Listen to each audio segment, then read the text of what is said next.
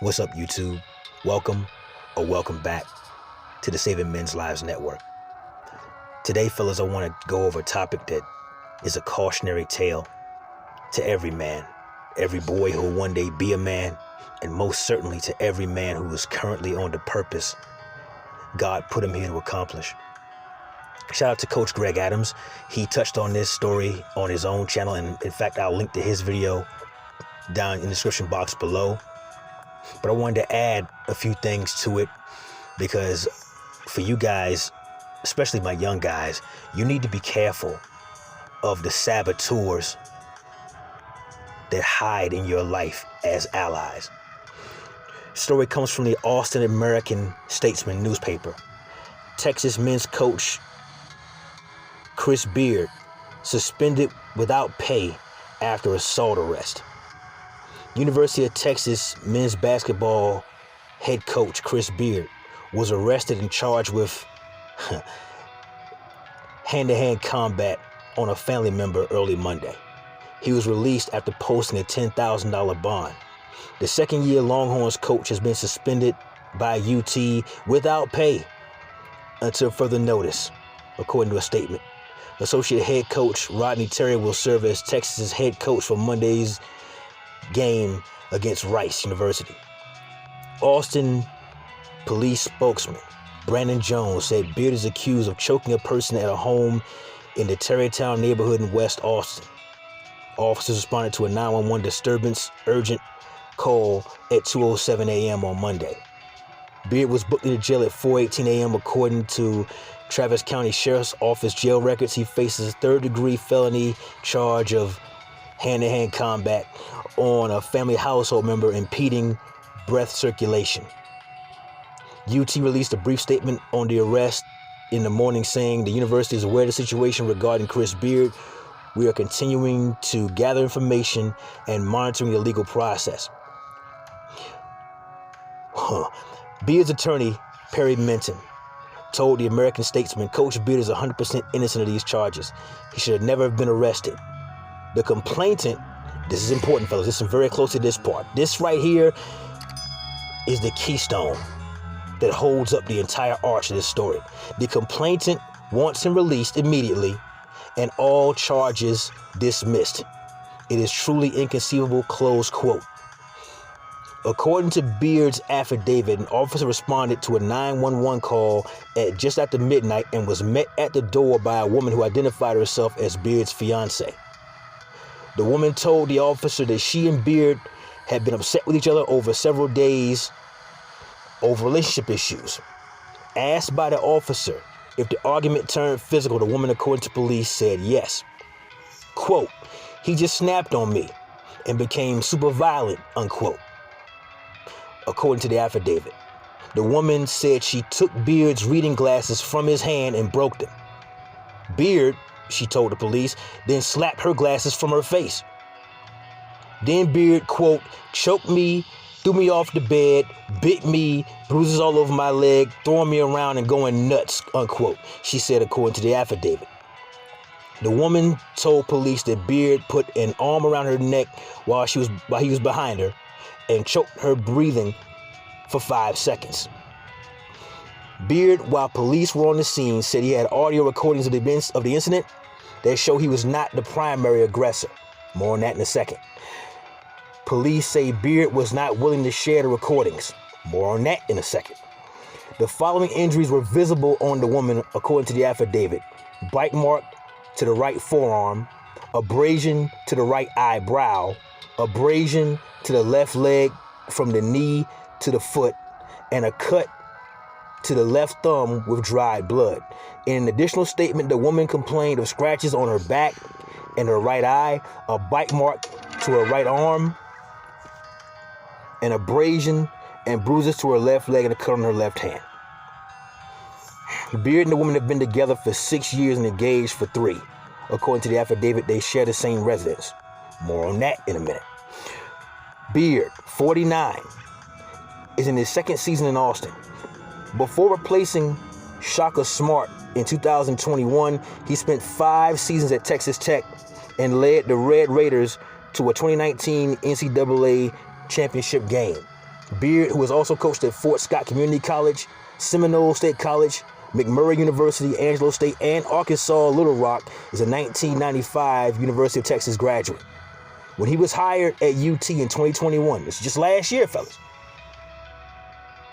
Beard received a 7-year contract with an annual salary of $5 million.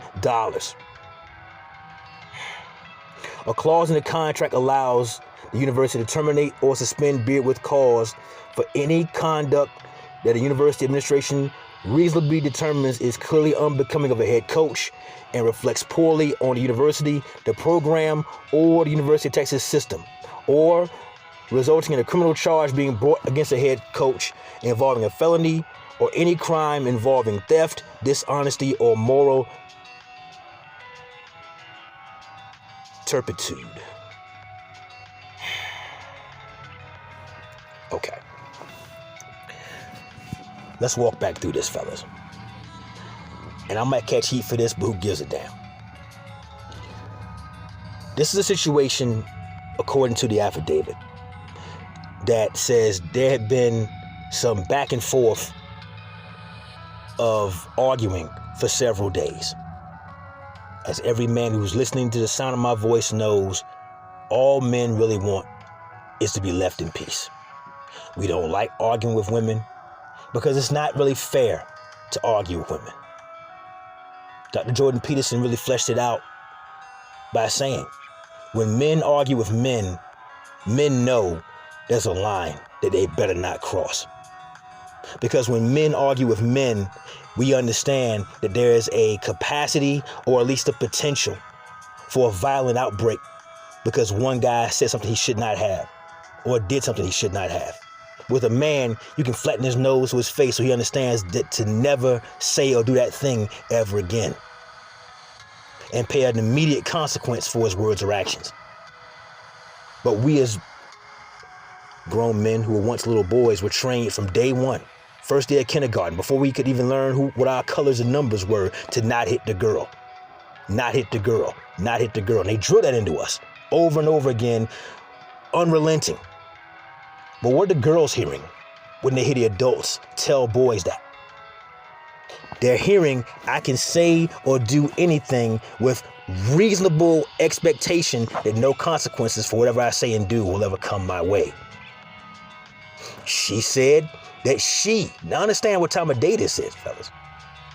We're talking like midnight. Why does she want to argue at midnight? Because they understand that men get worn down from the stress of life that we have to carry. We want to rest because rest is quite literally the body's way of recuperating. That's the way we restore ourselves for the next day and the next day's challenges, while dragging along yesterday's challenges with us into the brand new day. The article said that the coach is 49 years old. Not a young man, not an old man, but certainly middle-aged. Part of being a head coach is watching a lot of tape of your opponents, trying to find out what the weaknesses in their offense and defense is so you can tell your guys to train properly in the hopes of a victory, in the hopes of eventually a championship, if not multiple. You're up until the wee hours because you're dedicated to your job. You've clawed and scraped your way to the top of the food chain. After years in the minor leagues, so to speak, you're now the main coach, the head coach at a university that is your alma mater. This is your chance to give back to the school you have love for and got a degree on your wall from. A chance to help these young guys who you're the coach of hopefully all get NBA contracts, despite the statistical improbability of that happening. But you want it for them. And you need to show up so you can perform in that capacity. And here she comes, by her own admission, snatched his glasses out of his hand and broke them. At which point, according to the affidavit, he put his hands on her.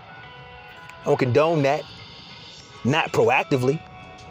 But if you're telling me in this affidavit y'all been arguing for days on end, you wouldn't shut the hell up for days on end, that was the breaking point. When you destroyed his private property that wasn't bothering you.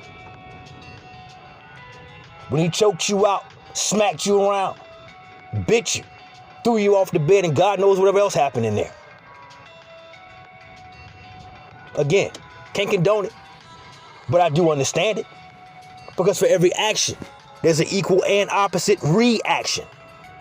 What she think was going to happen when she continuously over days antagonized this man who's stronger than she is, who's faster than she is, and with adrenaline and testosterone coming together as a magical miracle molecule, he could literally punch holes through her in the wall behind her.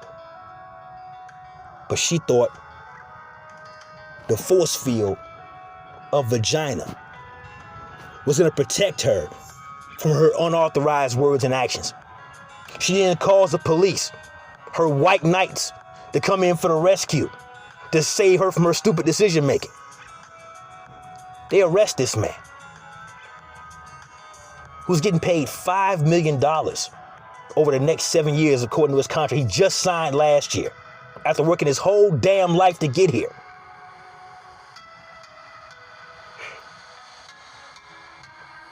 $30 million, man. Gone.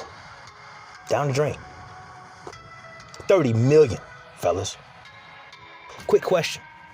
How many of you have ever met a woman worth $30 million? Let alone worth $30 million to blow for nothing.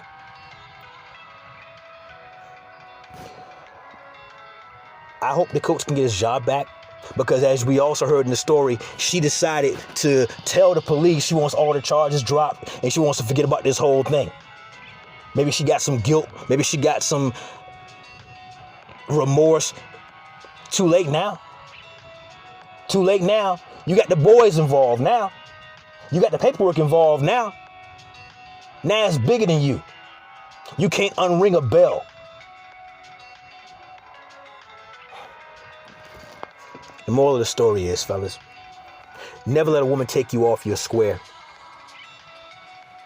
A backup lesson might very well be, do not cohabit with Western women.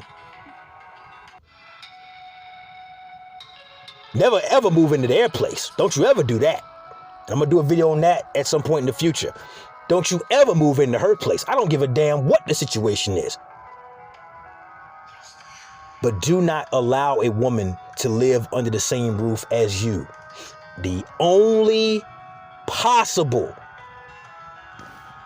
exception might be a trusted female family member who's older than you are. An auntie, your mom, perhaps. Maybe your sister, if you and she get along well. Your niece, if she's up against the wall and she's jacked up, what have you. Maybe your daughter.